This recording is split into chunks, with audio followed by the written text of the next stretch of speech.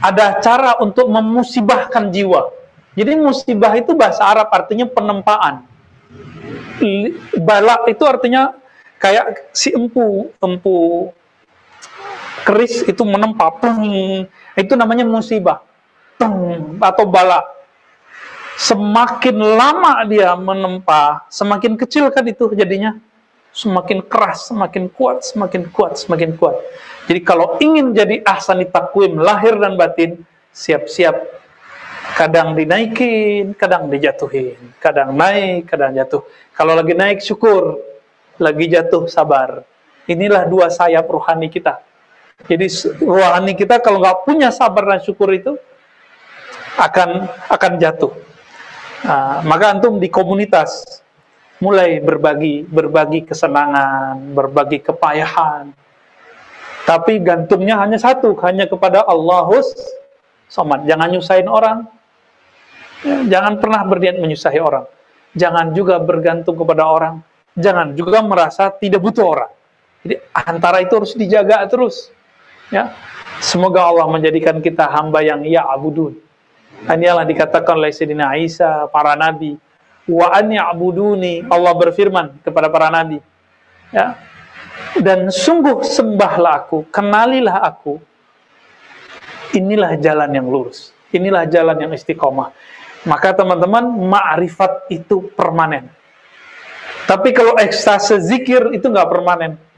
Antum kalau kencang zikirnya, tenangnya banyak. Tapi kalau kurang zikirnya nggak tenang kan? Jadi kenapa antum gelisah? Karena kurang zikir. Tapi kalau orang berma'rifat, dia banyak wirid, dia sedikit wirid, ruhnya stabil.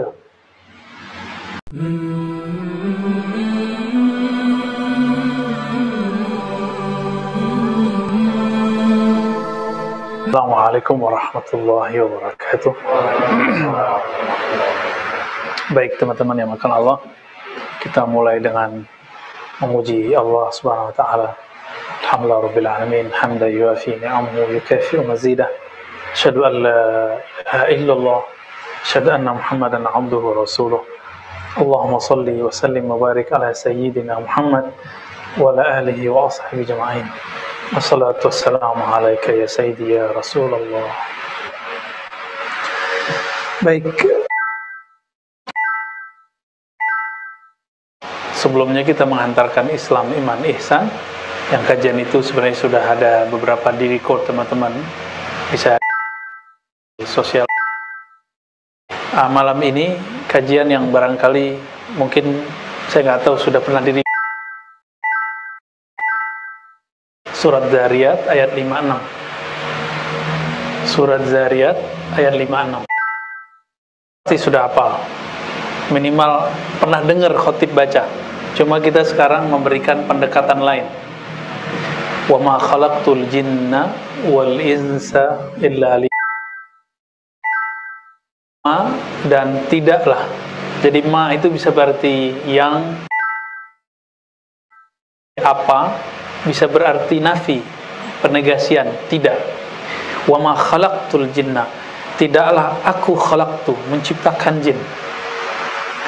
Wal insa, dan ins, manusia, berarti kita. Ini manusia apa jin? Beneran.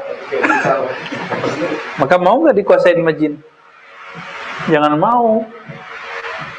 Jadi harusnya seorang mukmin itu nggak ada yang kesurupan dengan jin, seharusnya ya. Kenapa? Karena kita setara sama jin, bahkan bisa lebih mulia, ya. Cuma secara duluan, barangkali ya mungkin mereka yang lebih dulu daripada kita di bumi. Wa ma khalaqtul jinna, tidaklah aku ciptakan jin. Disebut jin li'annal ain junnat an ru'ayatihi. Disebut jin karena mata kita terhalang untuk melihatnya. Bisa lihat jin nggak? Kecuali antum indigo. Indigo pun yang terlihat bukanlah hakikat jin. Itu pun cuma yang terlihat energi jin yang tersimpan dalam memori kita. Maka kita bayangin jin itu begini ya, nanti kelihatannya seperti itu. Ya. Dan Allah mengatakan Tidaklah aku menciptakan jin dan manusia. Jin itu diciptakan min marjin min nar, dari nyala api neraka. Jadi sebelum kita bertugas di bumi, yaitu kakek kita Sayyidina Adam, sebelum itu sudah ada namanya Banul Jan. Banul Jan, Bani, klan jin, jamaknya Jan. Klan jin ini, mereka dulu tinggal di bumi, tapi merusak. Lalu apa yang terjadi? Allah buatlah kiamat jin, kiamat sughra. Maka mereka larilah, tunggang langgang gitu bahasa guru-guru kita. Lari ke gunung, lari ke air, laut, ke sungai, ke pohon-pohon. Yang agak keren punya sayap, naik ke awan. Maka wajar kalau antum dengar ada orang naik hiking, naik gunung, itu bisa hilang nggak? Kok bisa hilang? Nabi pesan di hadis Imam Al-Hakim, hadis sahih, jika kamu naik gunung, jangan misah-misah. Ini malah sengaja mau mojok. Naik gunung niatnya mojok. Ngapain ke gunung? Ya? Nggak usah ke gunung sono kali kalau mau mojok mah. Ya? Terus gimana? Kata Nabi, kalau kamu naik gunung tetap bareng, apapun yang terjadi. Kenapa? Karena di sana sarangnya jin, manazil atau buyutnya. Buyut, bait, rumah-rumah, manazil tempat tinggal. Jin tinggal di sana. Di air-air, sungai-sungai, pohon-pohon, batu-batu tua. Kan tuh kalau punya cincin tuh hati-hati tuh. Ya. Bisa dirasain. Bisa dirasain tuh, Dok. Ya. Ada teknik merasakannya. Ya. Ada yang masuk ke logam-logam, maka ketika si empu buat keris, buat pisau, itu bisa dipanggil balik. Ya, ada yang masuk ke gunung-gunung, ke bukit-bukit. Jadi nggak heran kalau kemudian ada namanya penghuni gunung, gitu ya, penghuni hutan. Itu bukan di tanahnya, dia di pohon-pohonnya. Jadi nggak heran kalau ada hantu pohon, gitu ya. Itu kan bahasa kita, bahasa Arabnya jin, sama aja. Jadi ada nggak hantu? Ya ada, tapi jenis jin. Jahat nggak? Ya nggak tahu saya. Iseng paling ya. Ada yang kemudian ke air, ke laut. Maka nanti kita dengar ada raja laut, ratu apa? Ya, Nyi Roro Kidul. Itu bukan satu kali ya, mungkin banyak, wallahu alam. Kita kan bukan pakar jin, bukan jinolog. Tapi kalau melirik dari hadis-hadis Nabi tadi, ternyata terang, beneran, jelas. Sangat-sangat jelas. Namun di antara jin itu ada yang bernama syaitan. Nah, syaitan ini ada yang sudah masuk ke dalam pembuluh darah manusia, maka Nabi mengingatkan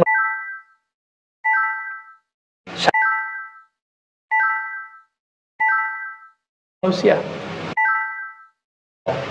Tapi kalau jin itu makhluk mandiri. Kalau setan itu sifat sebenarnya. Bisa bedain ya. Jadi setan itu sifat, karakter. Yang karakter itu ada pada jin, karakter itu ada pada kita, manusia.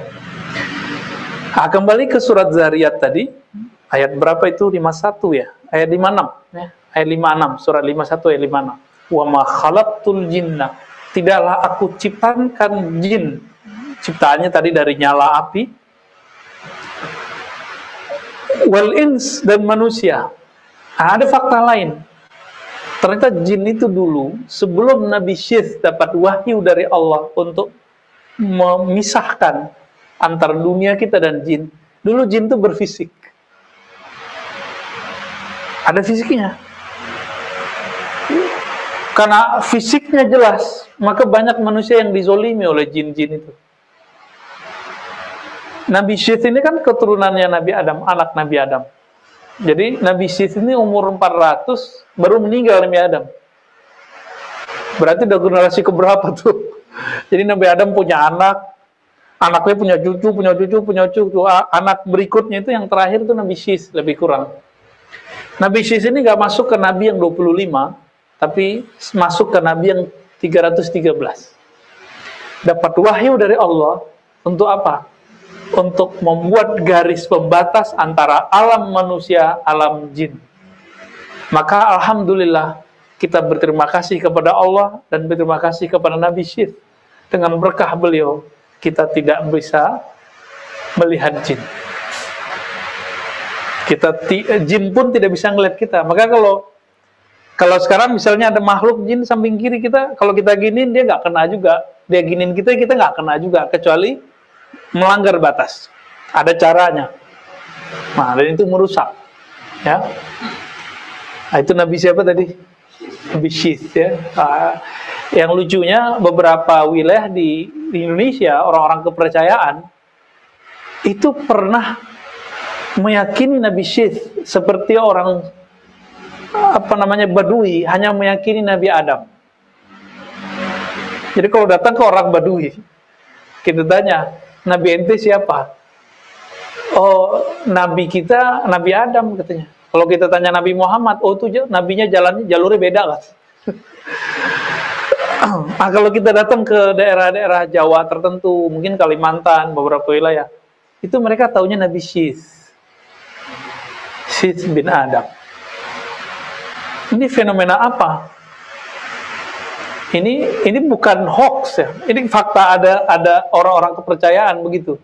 Berarti orang kepercayaan dulu, apakah namanya animisme, dinamisme, itu aslinya dulu adalah pengikut para nabi. Karena tidak ada kitab suci yang ditinggalkan, tidak ada lagi ajaran yang murni, bercampurlah dengan asumsi, dengan kebatinan. Maka sekarang mereka hanya tahu nama dan prinsip-prinsip tertentu. Contoh, jin itu kan ada yang lari ke pohon, ya kan? Orang nyembah pohon, nah ini yang salah. Gitu. Pohonnya nggak mesti disembah. Emang ada ruh di situ, ada jin di situ. Ada ruh yang Allah campakkan ke bebatuan. Bebatuan itu akhirnya punya energi, bukan berarti itu mesti disembah, enggak. Jadi dinamisme, animisme ini kesalahannya satu aja yang paling jelas.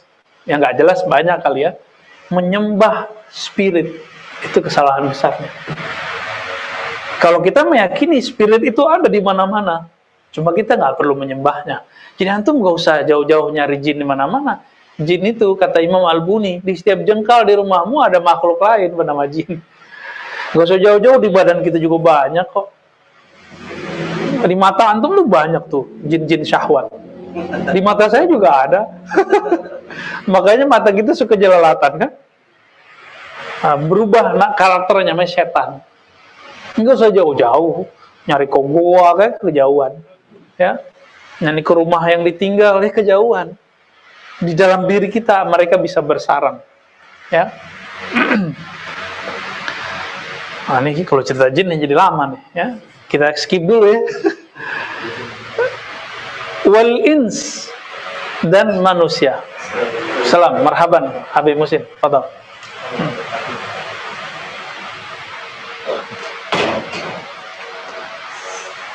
Wah, Habib keren nih celananya.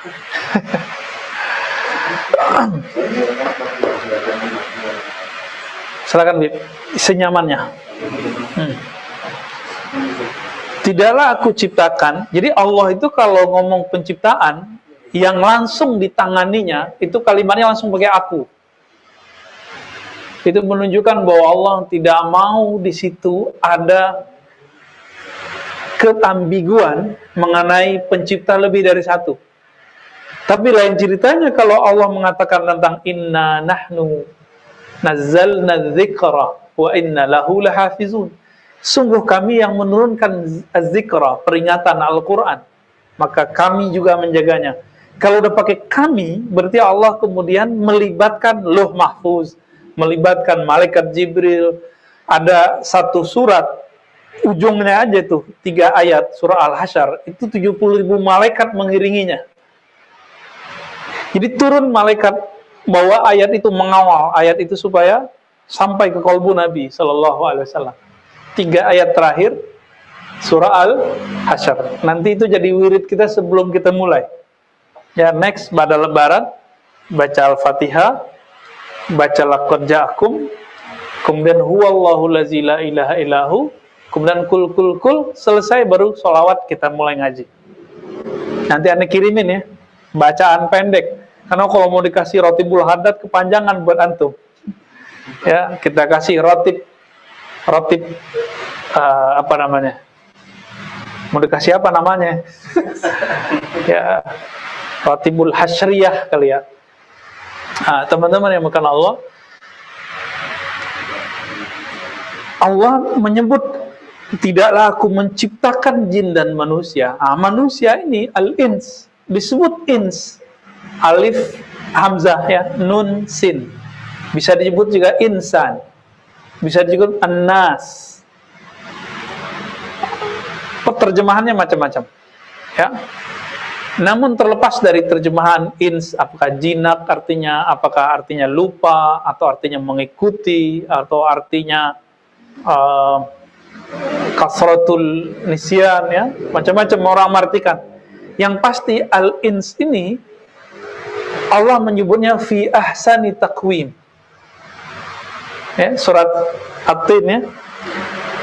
Allah itu menciptakan ins, dan alhamdulillah kita bagian dari al-ins itu. Diciptakan dalam formulasi ahsan.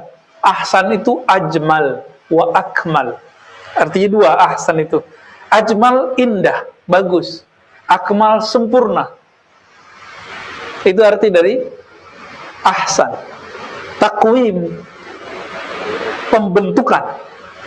Maka kita ini, sebelum kita sudah ada makhluk mirip dengan manusia, maka terungkap oleh ahli arkeologis, disebut misalnya dengan manusia purba, Homo sapiens. Kalau bahasa Jawa, bahasa Arabnya itu disebut al-ins al-jawi. Ada istilah begitu di kitab. Jadi manusia Jawa, ya ketemunya di Pulau Jawa kan? Ada Afriki gitu, ada mana gitu. Tapi kalau dalam bahasa ilmiahnya mereka disebut dengan beberapa istilah. Ya, dan itu nggak banyak. Nggak banyak jumlahnya.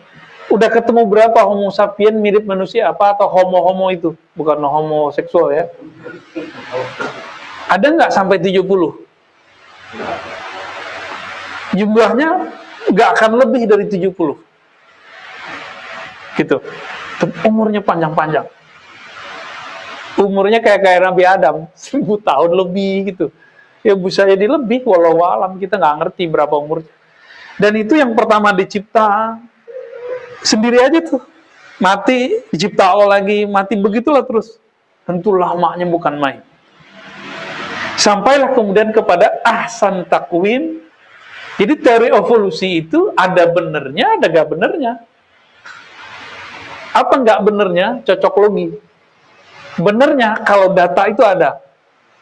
Jadi kita berterima kasih kepada Darwin dan CS-CS-nya bahwa dia sudah menemukan fosil-fosil itu. Ya, syukron laka ya Darwin. Ya kita terima kasih sama dia. Cuma dia kan cocok logi. Masalahnya manusia dari burung kan gitu katanya. Terus berubah jadi kera gitu ya. Mulai dari kera yang bentuknya kera banget gitu, sampai kemudian mirip dengan manusia yang disebut Homo sapiens. Jadi manusia Jawi itu adalah formulasi yang terakhir sebelum ini, sebelum Al-Brewok ini. Ya, 2 Rama kan ini. Ya, Rama Al-Fadani dan Al-Brewoki.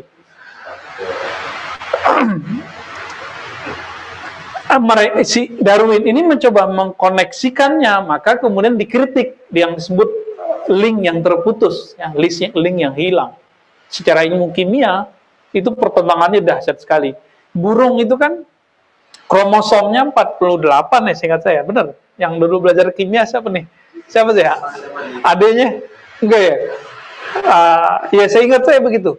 Manusia itu cuma 48. Pertanyaannya, emang bukan burung ya? Si kera. Kalau burung 60-an. Dari 60-an jadi kera 48, itu gimana ceritanya? Emang dulu burung bisa eksperimen?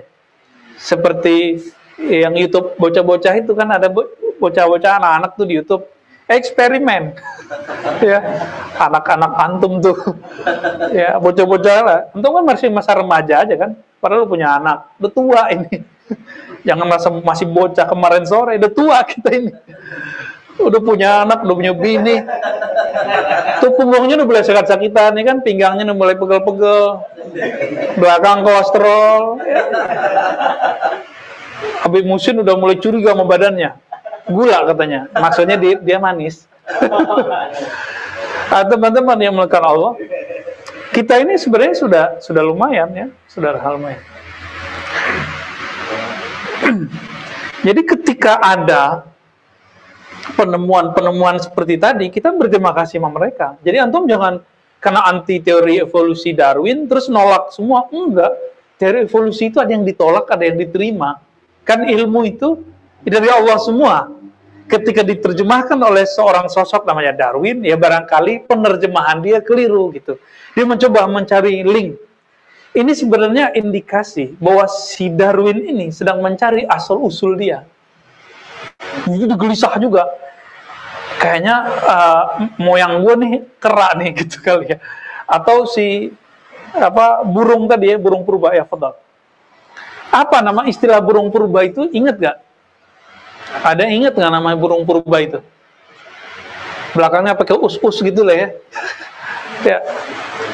Ya, fadal, silakan. Jadi teman-teman dimakan Allah, penemuan arkeologis purbakala yang mengagetkan apa? Umur makhluk-makhluk tadi, Homo sapiens dan sebelum-sebelumnya itu jutaan tahun sebelum Nabi Adam. Atau ratusan ribu tahun sebelum Nabi Adam. So, ada makhluk sebelum kakek kita Nabi Adam, gitu. Kira-kira. Ada makhluk. Apakah sosok Nabi Adam bagian dari turunan mereka? Kan nggak disebut di Quran. Allah mengatakan, khalaqtuka biyadayya wa lam taku syai'a. Hei Adam, aku ciptakan engkau langsung dengan tanganku. Tangan di situ jangan dibayangkan. Kan kita udah sepakat Allah bukan benda. Allah bukan makhluk. Maka jika dia menyebut tangan, nggak usah dibayang-bayangin. Ya, katakan saja tangan, tapi nggak usah dibayang-bayangkan. Nah, ini perbedaan kita sama akidah-akidah yang menolak kata tangan, atau yang langsung memahami tangan itu lalu terbayang tangannya gede gitu. Itu gak benar dua-duanya. Yang benar, Allah bukan benda, Allah bukan makhluk, maka kata tangan tidak perlu diterjemah. Hanya dia yang tahu maksudnya. Itu akidah saya. Itulah akidah yang saya yakini bersumber dari Rasulullah SAW, dari sahabat, tabi'in, yang kemudian diabadikan oleh Imam Asy'ari. Kan dikumpulin aja sama Imam Asy'ari. Imam Asy'ari itu ngumpulin doang. Dikumpulkan dari akidah imam-imam salaf itu. Nah, nanti kita bahas tentang khusus bab Asy'ari ya. Ada pembahasan khusus buat antum ya, hadiah menjadi ahli sunnah wal jamaah. Siap nanti jadi ahli sunnah nih. Kalau udah jadi ahli sunnah, siap nggak nih nanti menyebarkan akidah ahli sunnahnya? Yakin. Insyaallah ya, insyaallah. Itu Ya'juj Ma'juj karena ngomong insyaallah, Allah nanti satu saat buka itu benteng yang dibuat oleh Zulkarnain. Karena dia udah ngomong dulu, insyaallah sekali doang.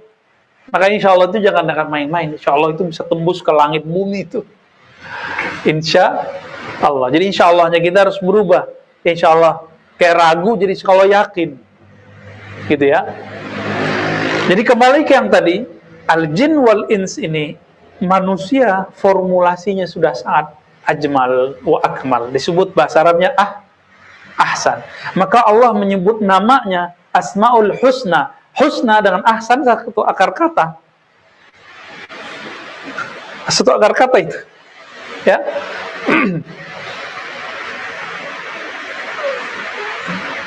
Jadi tadi nyampe di Darwin ya. teori kromosom ya. Dari burung merpatinya 60-an tuh ya. Antum cek sendiri, 60-an, 80-an cek sendiri. Artinya banyak. Kok bisa berubah, nyusut jadi 48, jadi kera. Maka kera itu bisa loncat-loncat di pohon. Antum berani nggak loncat-loncat di pohon? Itu karena kromosom itu salah satu gejala itu. Ya, wallahu alam. Tapi kira-kira begitu penjelasan kawan-kawan kita.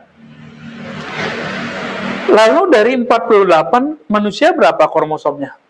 Dulu saya pernah talaki sama Syekh Hasan itu. Syekh Hasan itu ahli usul fikih. Tapi ternyata ngerti ilmu kimia.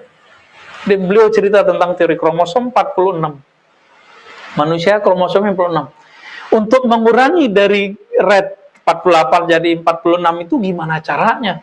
Apakah dulu manusia-manusia yang mirip dengan kera itu, saya nggak sebut kera ya, tapi mirip dengan kera itu, melakukan eksperimen di badannya. Emang dulu sudah ada lab?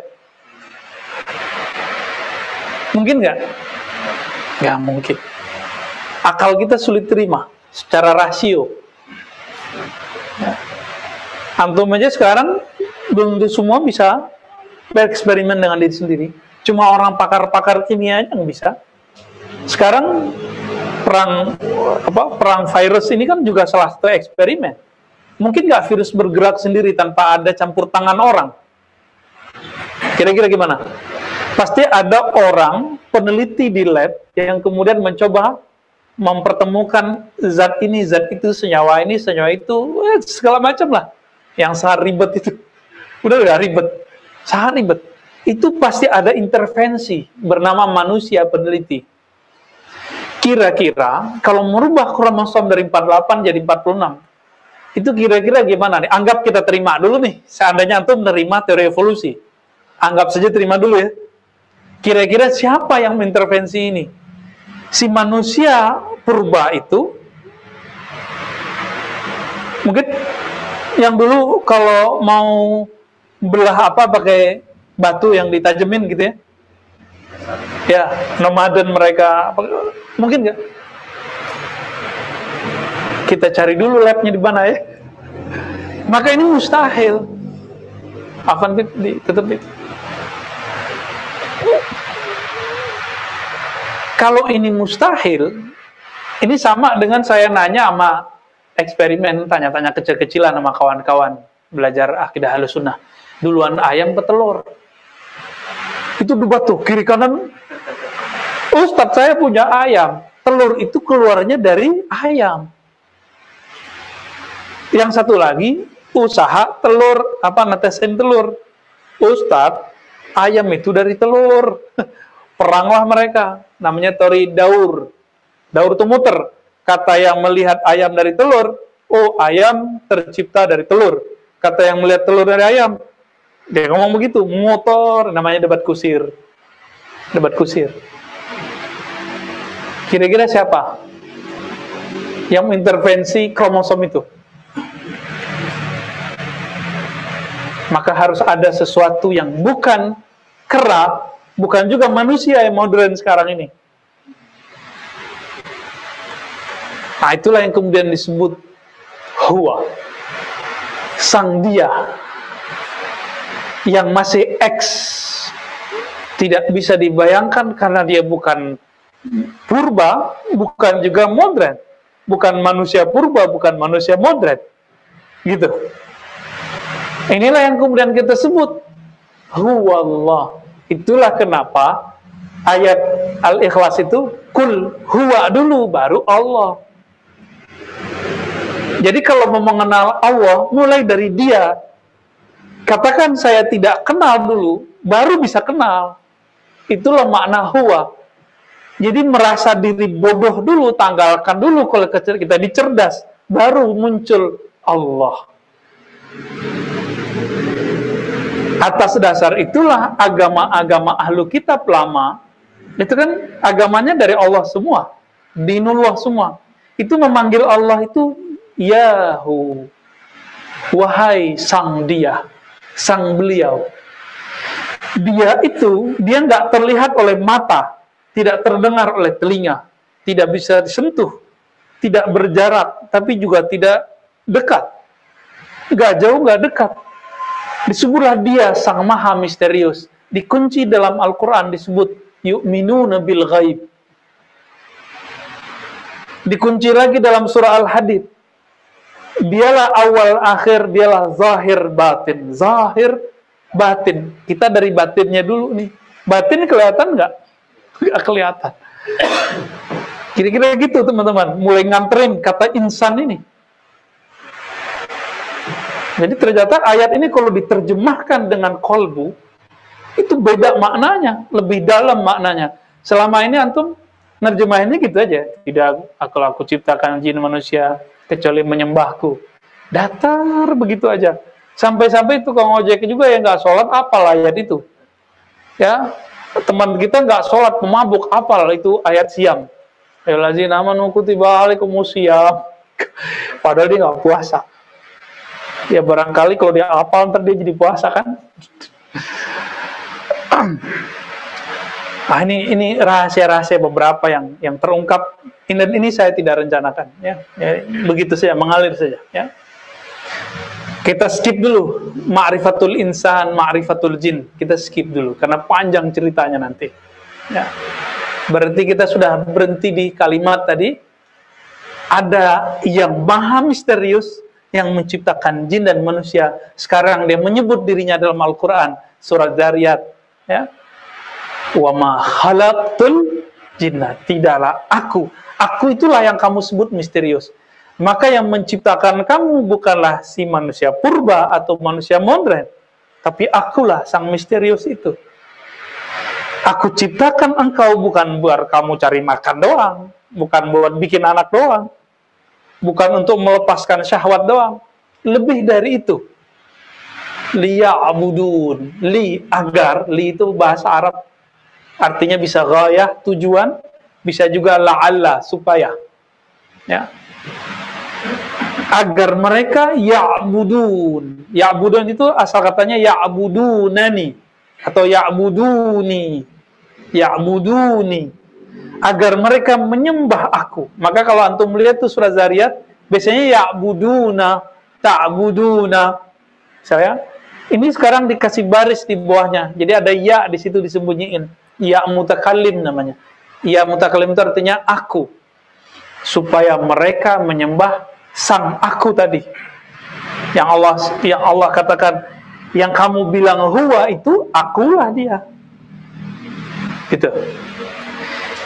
Menyembah, ini gak usah nyembah dulu deh, kita bahas. Mau nggak kerja, nggak kenal sama pimpinannya, sama atasan dulu deh, nggak usah pemiliknya. Mau nggak kerja, tapi kita nggak kenal atasan kita siapa. Disuruh-suruh sama dia, kita nggak kenal lu siapa gitu. Pernah nggak kejadian atau pernah dengar cerita si owner perusahaan itu dibentak sama satpam? Pernah nggak? Iya.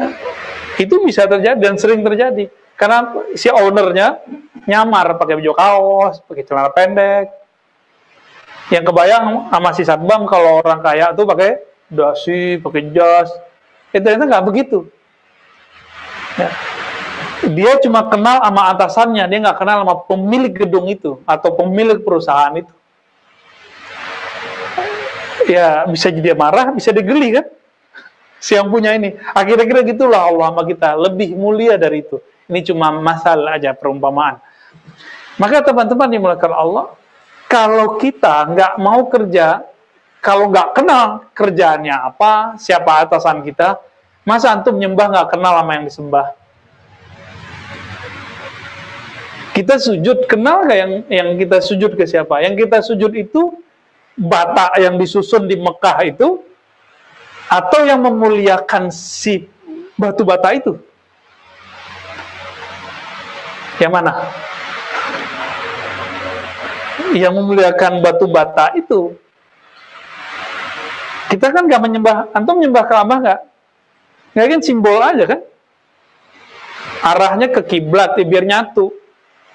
Satu frekuensi. Maka teman-teman yang melakukan Allah, ketika disebutkan liya'budun, nah ini penerjemahan yang kita ambil dari tafsir imamnya sahabat. Di masa beliau, ketika sudah meninggal sahabat senior, beliau sudah menjadi sahabat yang luar biasa, imam besar. as-sahabi al-jalil hibrul ummah Ibnu Abbas, Abdullah bin Abbas. Jadi Abdullah bin Abbas ini menerjemahkan ya'budun bukan ibadah, bukan menyembah. Terjemahan dia apa? Supaya jin dan manusia menyembah aku, bukan mengenal aku. Kenal aku dulu baru bisa menyembah sang aku. Minimal kenal namanya. Syukur-syukur kenal sifatnya. Syukur-syukur merasakan zatnya. Gitu. Makanya kemudian salah satu kajian usuluddin ma'rifatullah adalah ma'rifatus sifat, mengenal sifat Allah.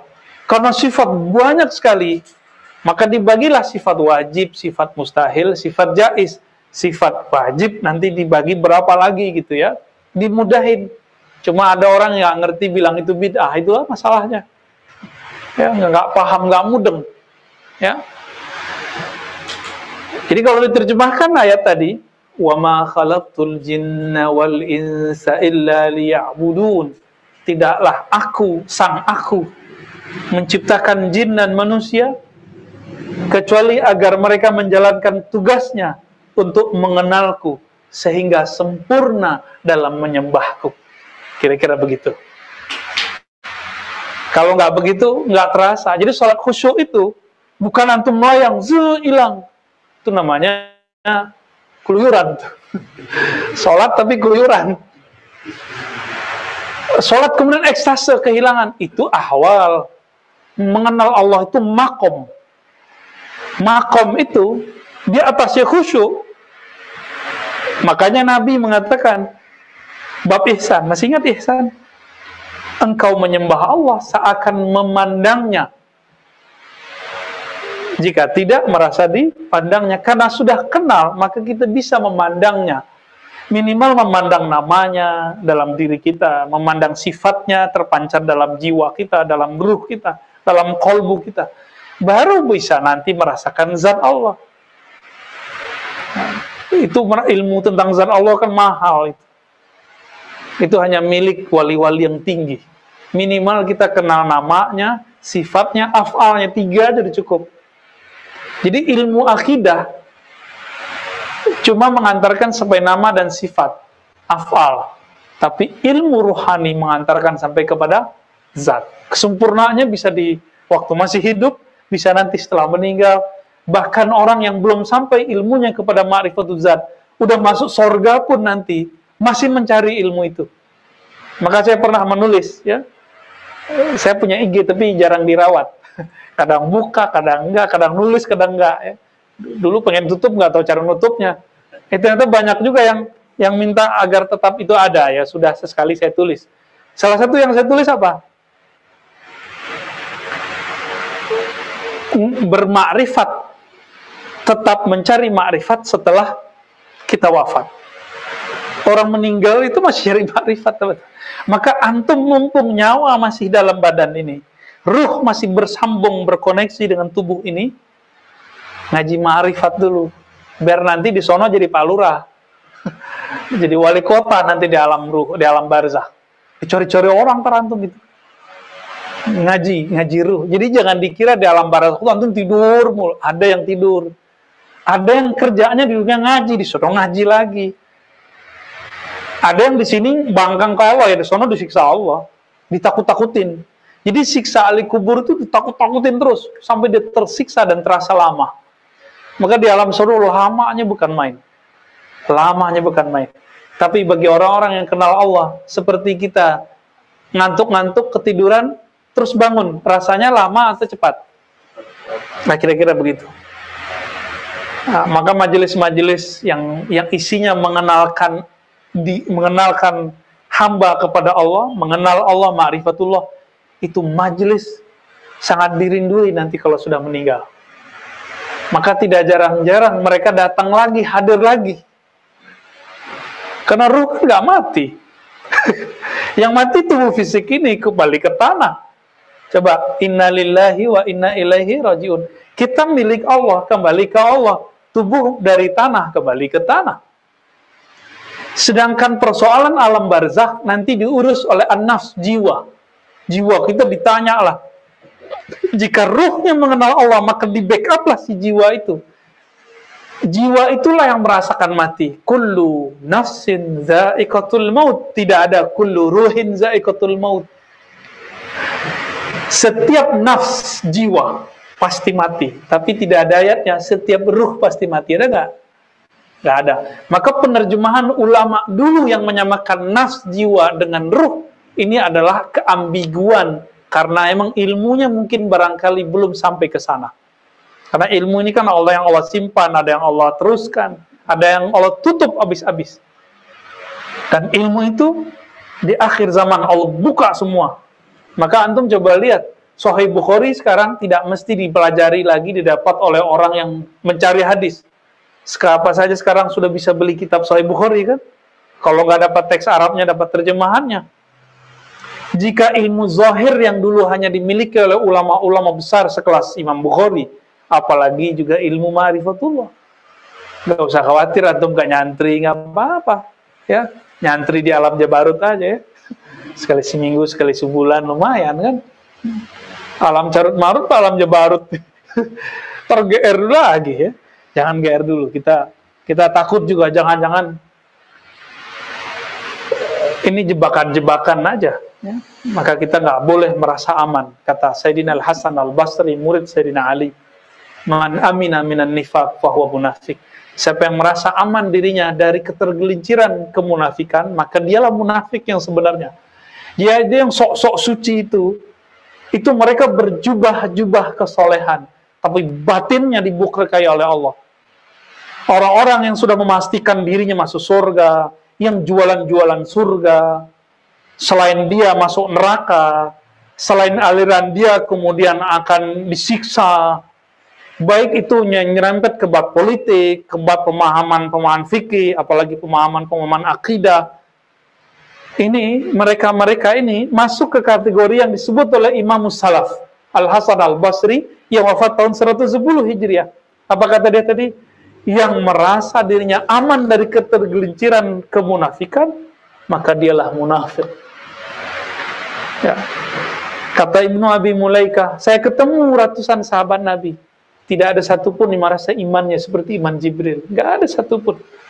Mereka merasa setiap hari itu bainal khauf war raja, antara harap dan takut. Nanti antum ngaji mana akan begitu tuh. Naik harapan yang tinggi, kayaknya PD-nya bukan main. Habis itu kita jatuhin plak.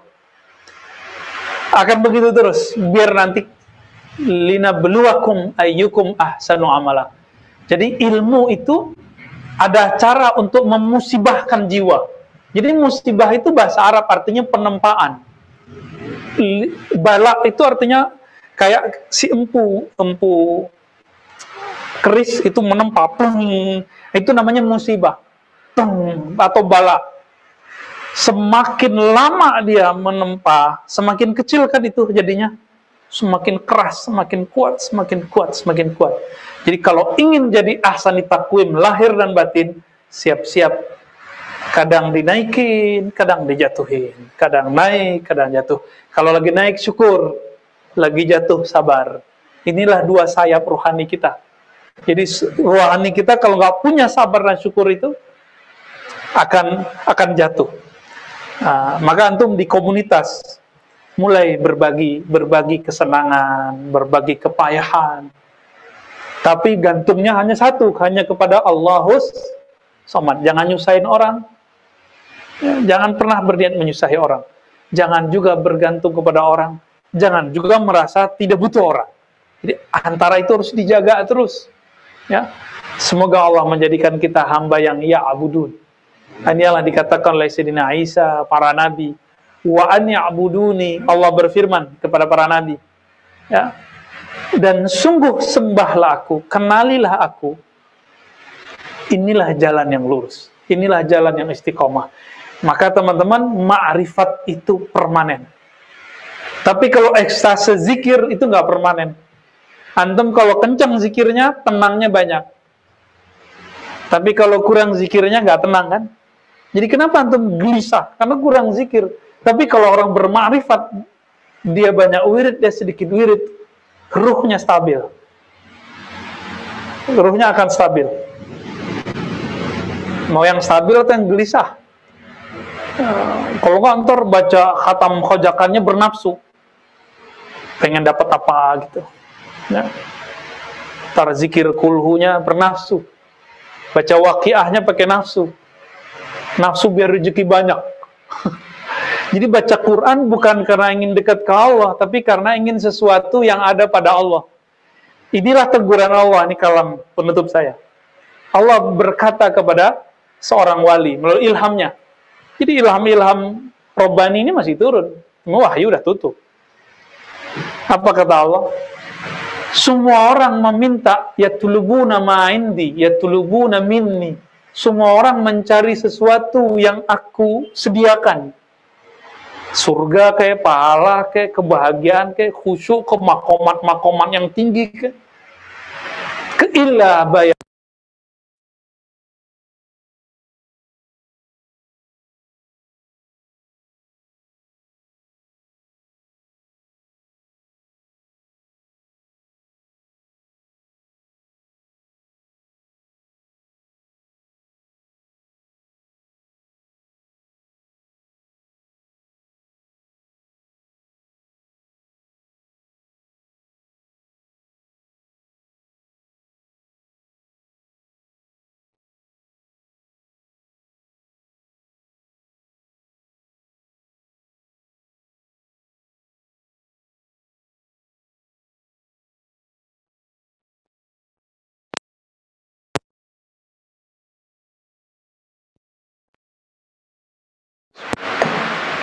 Ini pertanyaan gelisah ini. Ruh kan kembali ke Allah, tapi kan ada ayat, wahai jiwa yang tenang, kembalilah kepadaku, kembalilah kepada Tuhanmu. Kita buka ayatnya, surat Al-Fajr, 4 ayat terakhir.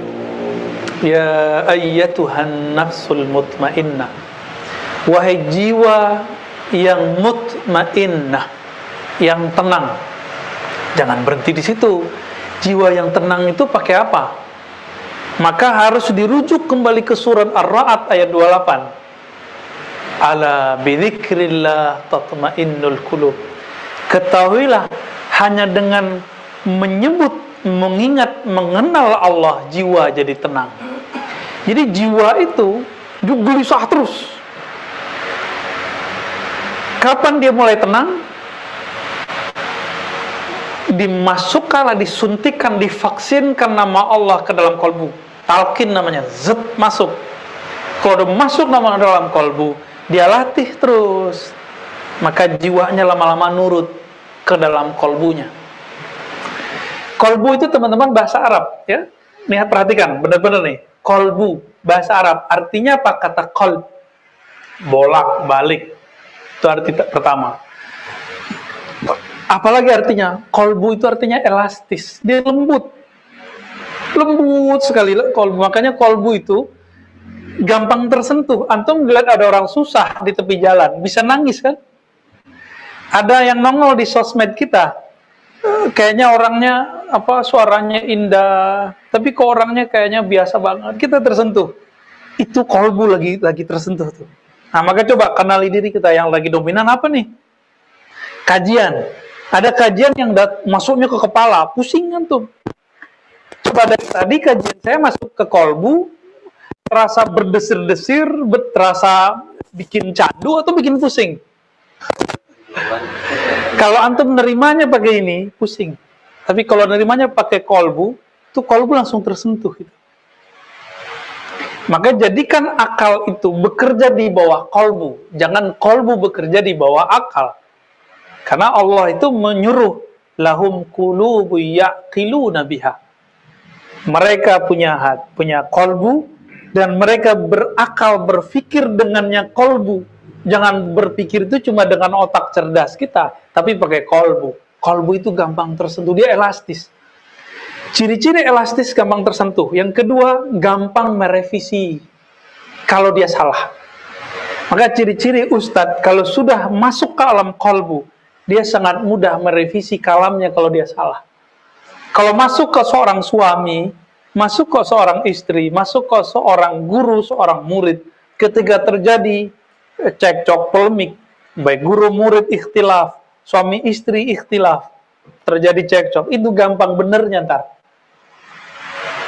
Maka lawan dari kolbu yang lembut ini disebut dengan summa qasat qulubuhum, surat Al-Baqarah ya. Kemudian kolbu mereka menjadi kesat. Kolbu kalau ada kesat dia nggak elastis lagi, kaku gitu. Maka kajian-kajian yang membuat kolbu kesat tidak elastis itu meracuni jiwa antum. Kolbunya nanti nggak mutmainnah. Masuk masjid bagi dia ketemu musuh yang banyak. Kalau masuk mall dia aman-aman aja. Nih ciri-ciri kolbu udah mulai masalah. Kok giliran masuk masjid ketemu musuh banyak nih? Wah, sarungnya Rama Al Brewoki Isbal nih gitu ya. Jenggotnya lumayan, bawahnya kurang jingkrang kan gitu. Jadi rame. Imamnya kunut jadi rame, imamnya begini jadi rame, samping kiri kanannya begini jadi rame. Kolbunya jadi kaku, maunya satu model versi dia. Betapa banyak hari ini maklumat kajian-kajian yang membuat kolbu menjadi kesat. Summa qasat qulubuhum min ba'di dzalik. Au asyaddu qaswah, bahkan lebih kesat lebih keras daripada batu. Gunung itu batu nggak isinya? Yang kejadian kemarin banjir besar di Nusa Tenggara Timur, itu gunung akhirnya mengeluarkan air, ya kan? Sampai kemudian terbuat danau. Allah sindir kita. Itu gunung keras. Kalau Allah tegur, Allah turunkan kalam kun, dia langsung menangis. Itulah tangisnya gunung. Itu bahasa alam itu. Ayatnya ngomong begitu kan, coba lihat. Ayat berapa itu? Aktivis mantannya. Aktivis mantan. 60-an ya?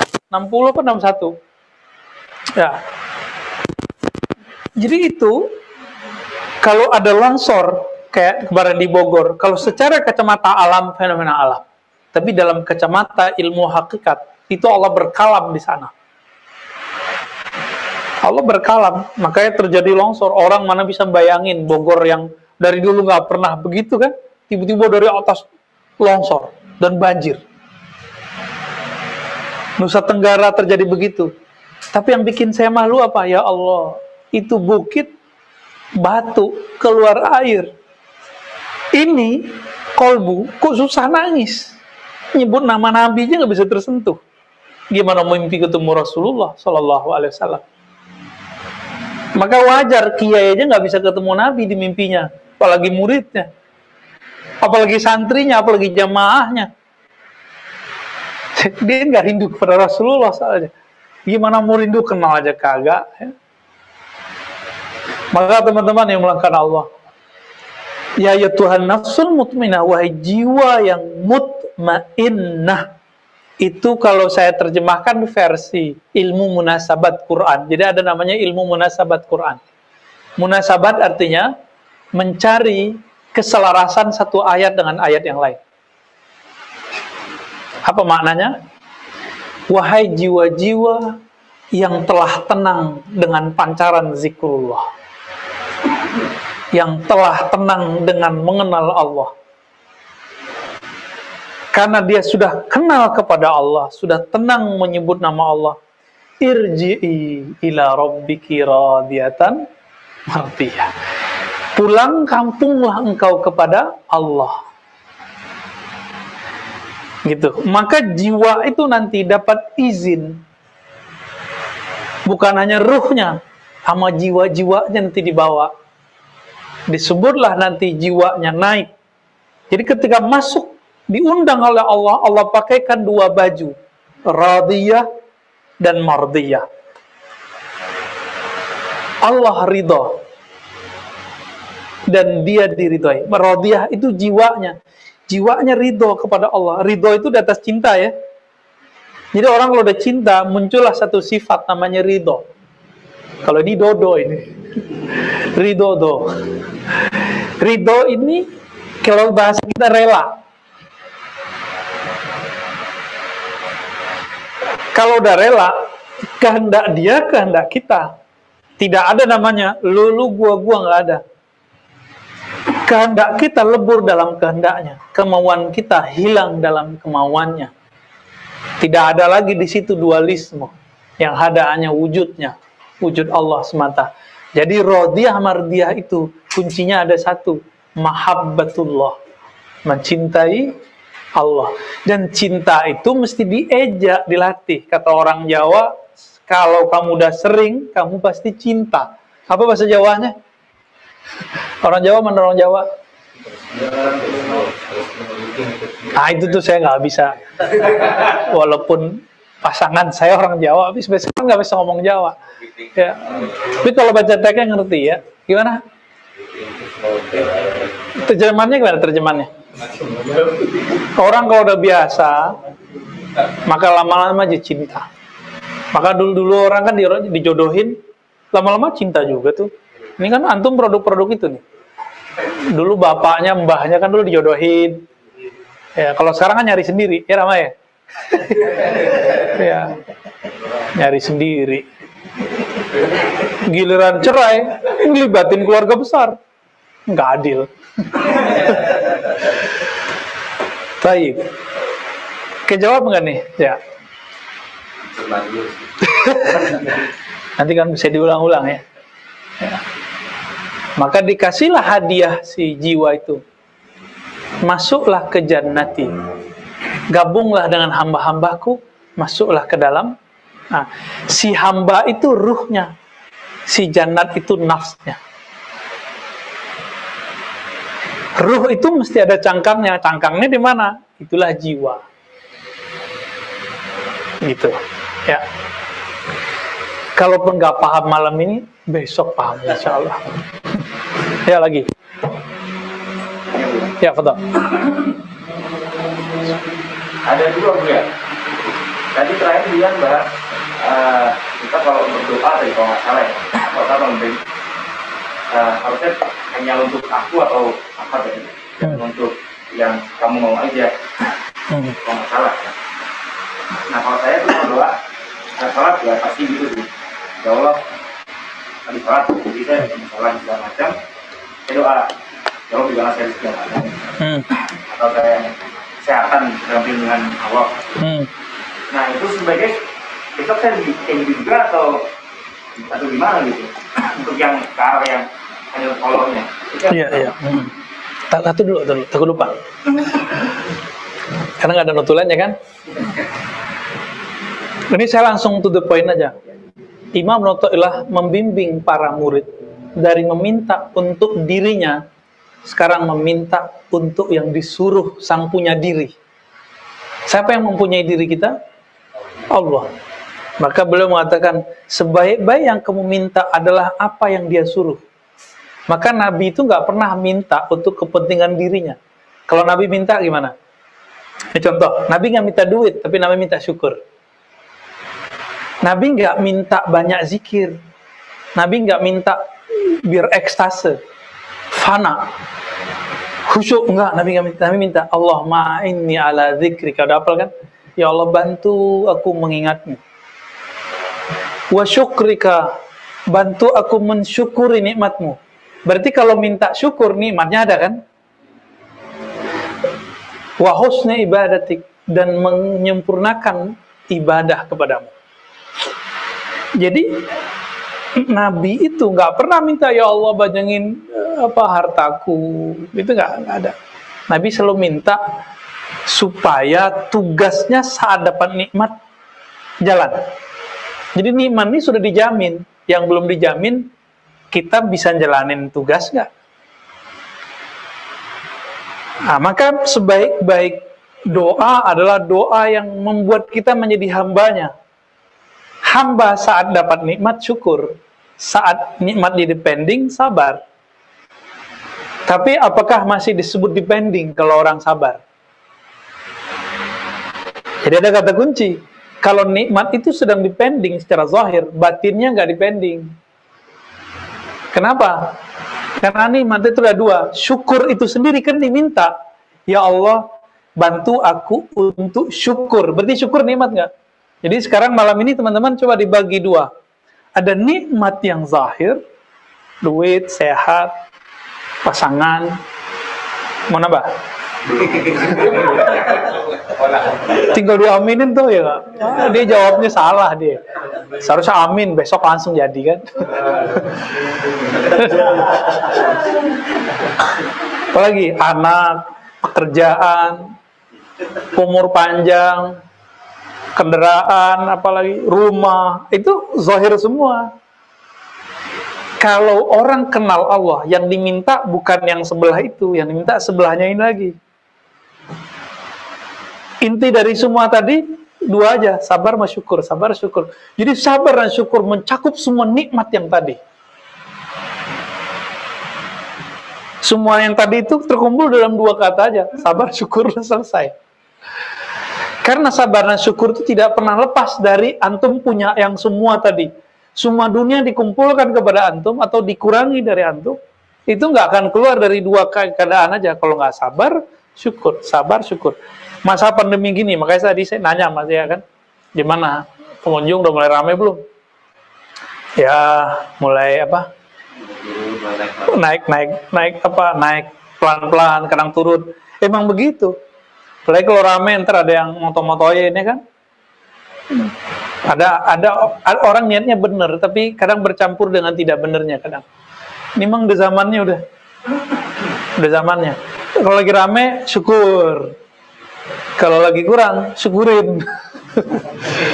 Itu yang ngelaporin, bilang syukurin. Itu sabar. Jadi orang-orang yang berjuang dalam dunia bisnis, itu justru lebih tidak safety daripada petani. Petani habis nyangkul tidur ngorok. Kalau antum kan mau tidur kepikiran dulu. Ya kan bangun tidur kepikiran lagi. Yang ngantor juga sama. Mau tidur, ya besok ngantor. Pas bangun tidur, belum baca Alhamdulillahillazi ahyana, langsung, ya terus mau jalan lagi nih. Begitulah hidup. Jadi yang diminta, nikmat yang ini. Nah itulah orang-orang yang kenal Allah. Inilah pewaris Nabi.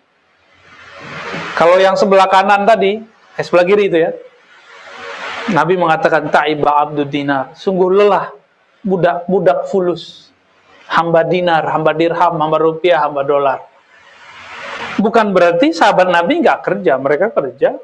Abdurrahman bin Auf itu punya saham di mana-mana. Nabi wafat, dia punya perusahaan ternak di mana-mana. Di zaman itu perusahaan yang paling hebat itu bukan tambang, kan tambang belum ketemu. Itu ternak onta. Dia bawa 12.000 ekor onta dari Syam, dibawa ke Madinah. Aisyah dengar kabar, oh Abdurrahman bin Auf kayaknya nggak tanggung-tanggung, 12.000 onta. Antum bisa bayangin, satu onta harga misal, anggap saja 20 juta deh. 20 juta kali 12 berapa? Ini onta kurus nih. 24 M. Berapa? Benar. Di sekitar itulah ya. Saya nggak kurang nih, hitung-hitungannya nggak kurang nih. 12.000 kali 20 juta. Hitung aja. Itu aset dia. Aisyah ngabarin, tolong sampaikan kepada bin Auf, Abdullah bin Auf, dulu Rasulullah pernah ngabarin waktu masih hidup. Apa kata Rasulullah? Abdurrahman bin Auf nanti ketika dihisab, dia berjalan pakai dadanya ngesot, sedangkan di punggungnya semua harta dan asetnya. Nunggunya bukan sebentar, barang sebentar, lamanya bukan main. Disampaikanlah oleh orang murid Aisyah ini kepada bin Auf, Abdurrahman bin Auf. Langsung dia kaget karena dia ini ruhnya hidup. Karena dia masuk sahabat-sahabat utama ya, masuk 313 sahabat Rasulullah yang dijamin masuk surga. Tapi kan mikirin harus ngesot dulu kan pusing juga deh. Apa kata dia? Ya Rabb, kalau begitu 12.000 onta aku wakafkan semua, aku serahkan ke Baitul Mal. Mana ada orang kayak beliau? Ya, zaman ada nggak orang kayak beliau? Nggak ada. Nggak sanggup kita. Saya aja nggak sanggup. Saya aja nggak sanggup. Ya. Itu beliau sanggup.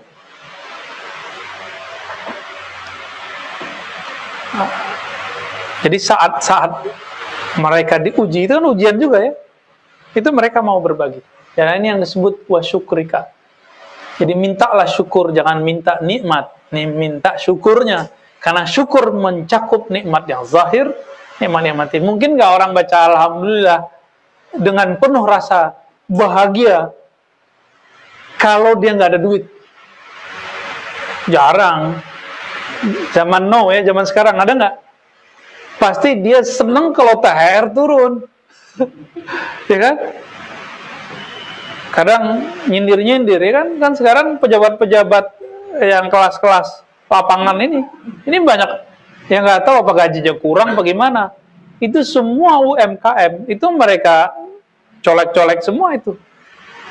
Ya cuma 1-2 yang beres. Nggak baik. Maka teman-teman nanti banyak nanti aparat-aparat itu dihisapnya lebih berat daripada orang-orang yang tidak aparat. Ya, jadi antum yang nggak bekerja sebagai mereka ya bersyukur. Bagi antum yang bekerja sebagai aparat negara, mikir-mikir lagi deh, ngambil yang bukan hak. Ya. Panjang hisapnya ntar. Sekali itu masuk kecanduan terus. Barang haram masuk nih, dia minta mulu. Tapi namanya terpaksa ya ngasih juga kan. Dipaksa. Mintalah tugas, kemudahan menjalankan tugas sebagai ya'budun, sebagai hamba, bukan minta fasilitas. Gitu ya. Yang kedua apa? Yang kedua, jadi kita ngebahas mengenal Allah. Rasanya susah banget mencernanya tentang Allah. Jadi maksudnya apa sih definisinya mengenal Allah atau apa yang dimaksud dengan mengenal Allah? Kalau mengenal rahmat kita tahu caranya, atau apa sih maksudnya rahmat? Kalau mengenal Allah kayak saya belum masuk gitu. Maka kita mulai dari kata huwa ya. Mau mengenal Allah, tanggalkan dulu kepintaran kita. Allah itu fisik atau non fisik? Apa? Non fisik, beneran. Hah? Alam semesta ini ada sisi yang berkaitan dengan Allah nggak di alam? Maka bisa mengenal alam dengan fisik. Lihat efek fisik dari ketuhanan itu. Jadi jangan mengarahkan channel kita atau antena kita ke bukan channelnya. Yang fisik ini hanya bisa memandang yang fisik. Maka pandanglah sesuatu yang fisik di alam semesta ini yang berkaitan dengannya. Namanya af'al Allah. Perbuatan Allah. Jadi mau kenal Allah itu ada 4 jurusannya. Yang pertama mengenal perbuatannya. Antum ngeliat aneh nih, itu udah bisa kenal Allah. Ngelihat Rama, satu Al-Brewoki, satu Al-Fadani, itu akan bisa. Nggak usah deh, Zia sama saudaranya. Beda nggak? Bapaknya sama loh, ibunya sama. Kok bisa beda tuh bocah berdua? Kata kita. Orang tuanya yang buat, enggak, orang tuanya jalanin tugas saja sebagai ayah ibu, suami istri. Seandainya kembar, masih beda nggak? Yang menciptakan kekembaran itu siapa? Yang ngukir wajah yang beda ini siapa? Maka ada cara mengenal Allah secara fisik. Lihatlah bagaimana canggihnya ukiran-ukiran di alam semesta. Tidak ada satu foto, satu ukiran, kecuali ada yang mengukirnya. Itulah nama Al-Musawwir. Allah yang maha mengukir alam. Ya. Nanti kalau turun ke anak, ya, turun ke buah, coba sebanyak tuh buah mangga. Ada mangga gedong. Ada mangga apa? Mangga gitu juga ada kan. Ya, macam-macam tuh, ada mangga Indramayu, ya kan?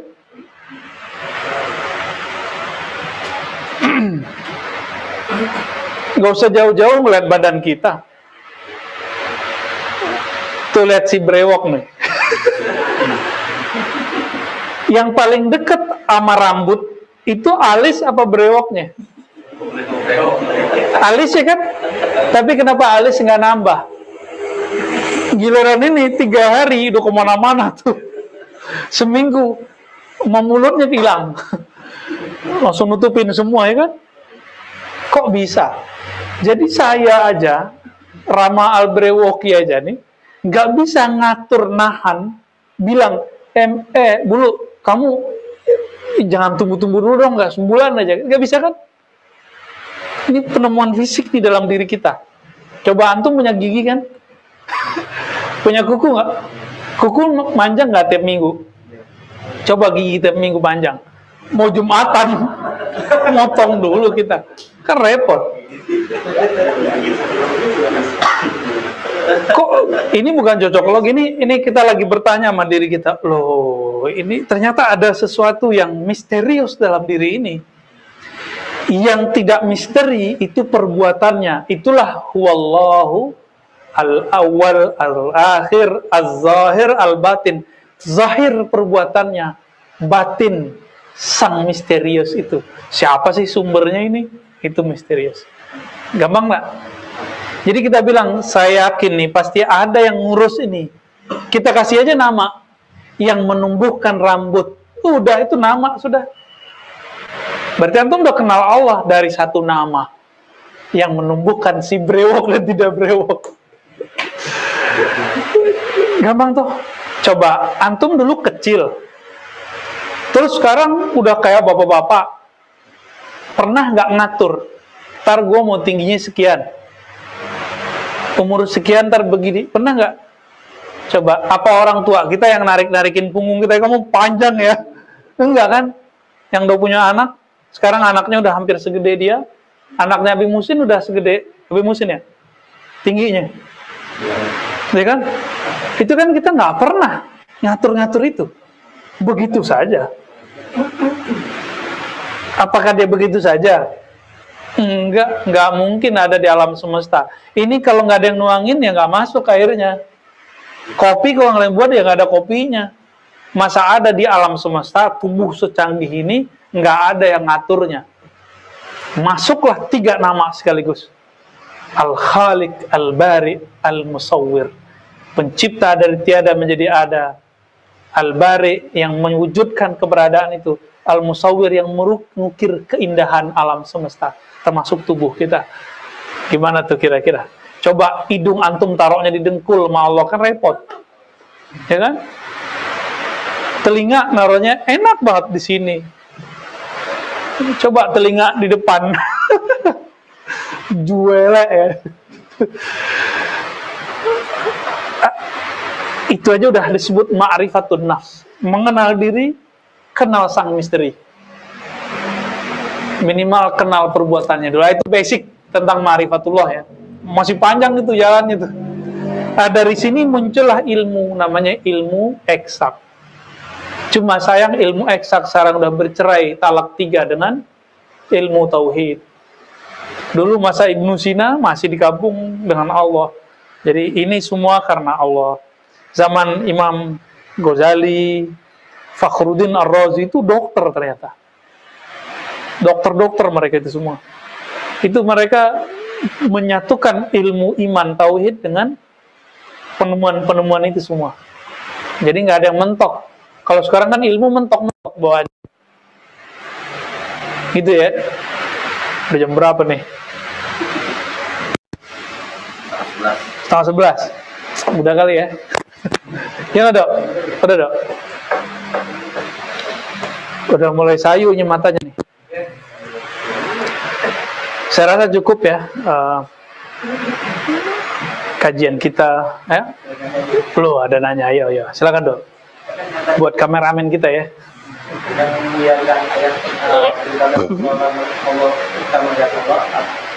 Hadis.